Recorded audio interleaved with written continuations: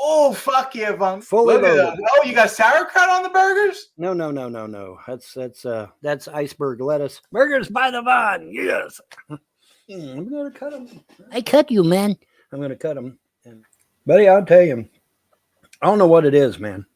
I get anywhere around that shit and I smell it. It smells so damn good. Oh, that looks all that. Yeah, look at that. Look at that shit, man. Oh yeah. Ketchup, mustard, mayonnaise, tomatoes, iceberg lettuce, and 100% beef. Let that sink in for a minute, folks. TJ at the Drunken Peasants was bringing in $7,000 a month by doing their stupid little show where they made fun of people. So you guys out there, oh, I can't help. Well, why the fuck did you give TJ $7,000 a month? If you guys could give TJ $7,000 a month, you could spring for a fucking cup of coffee. Okay. Yeah, if you could get 7,000 to TJ, why can't you give me $700 a month, man? Right. Admittedly, I still have a lot more going out than coming in, but that $700 a month, man. Oh my God, dude, that would help be me great, out a lot. right, Vaughn? That would help a lot. Yeah. Let that sink in for a minute, folks. And there's Tim the Toolman Taylor. I hope he's here to cut the grass because my grass is high. Let that sink in for a minute, folks. Indeed. Let me go see what he wants.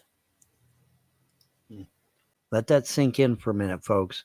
Judas, if you had money, you wouldn't be here right now, dumb fuck. So no, you ain't got no fucking money or you wouldn't be here.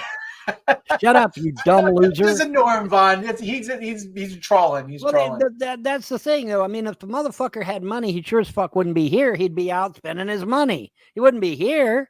So take your fucking lying ass and go find a parade, okay? Because you're lying out your ass. Because if you had money, you wouldn't be here. You'd be out spending money. All right. But not enjoying yourself. You wouldn't be here. So I don't want to hear your shit, Judas. You're just here to talk shit. That's all you're here to do.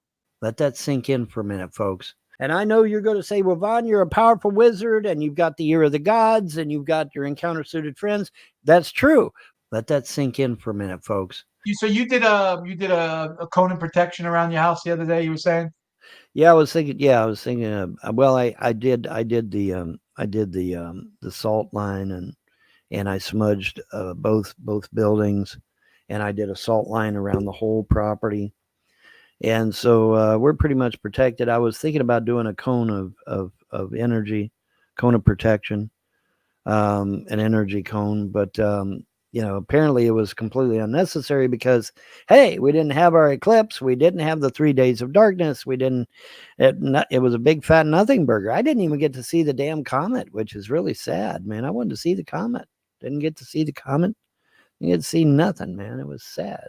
Let that sink in for a minute, folks. Now, Apophis, according to NASA, is supposed to arrive either in late 2024 or late 2025. And it is going to zip past the Earth. And then it's either going to slingshot around the sun or it's going to hit it at an angle and careen off out into deep space. Whichever one it does will determine whether we're still here after the following years. If it careens out into space, it's never coming back again. If it slingshots around the sun, it will nail the Earth in the ass and destroy the Earth in total. The Earth will literally break apart. Okay, yeah, we wouldn't survive that. We would not survive that. Yeah, we would not survive that. So it's going to be interesting to see if that is indeed the case. Now, obviously, I'm not a big believer in space. However, the destroyer does not require space in order to exist. So, and the destroyer comes every 37,000 years. It weighs humanity into balance. And if we're a bunch of retards, that's the end of us. Then it starts all over again. Let that sink in for a minute, folks. A lot of people sit there saying, how in the hell we get all these huge Gothic churches and shit from people that were in a horse and buggy? Because they didn't build them. That's why. They were built by somebody else. And then those people went splat, and then we took over the reins. And that's basically where we're at now. Let that sink in for a minute, folks. You're on your own, pal.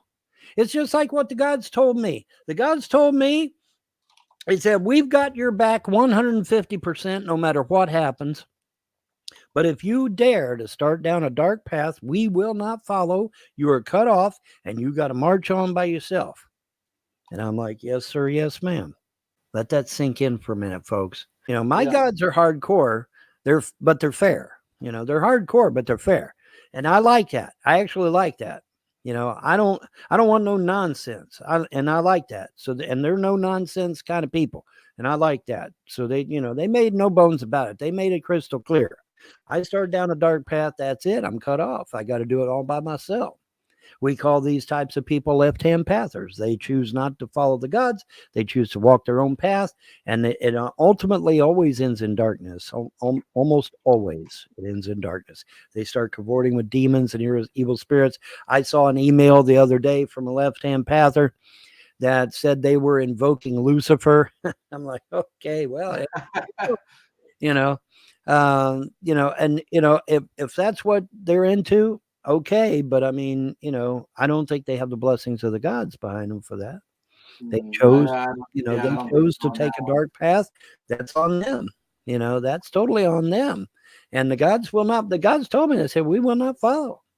Okay. So, I'm totally sold out on freedom religion, man. These people are top shelf. Well, I call them people, for lack of another word. People with a sense that there's a sentient. Yeah. Sentient beings. Yeah. They're sentient beings.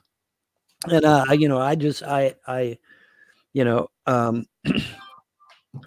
I'm really enthralled by how they're treating me, because they're treating me with the utmost respect, and then I treat them with respect in kind, and it really works out well that way, guys. It really works out good that way.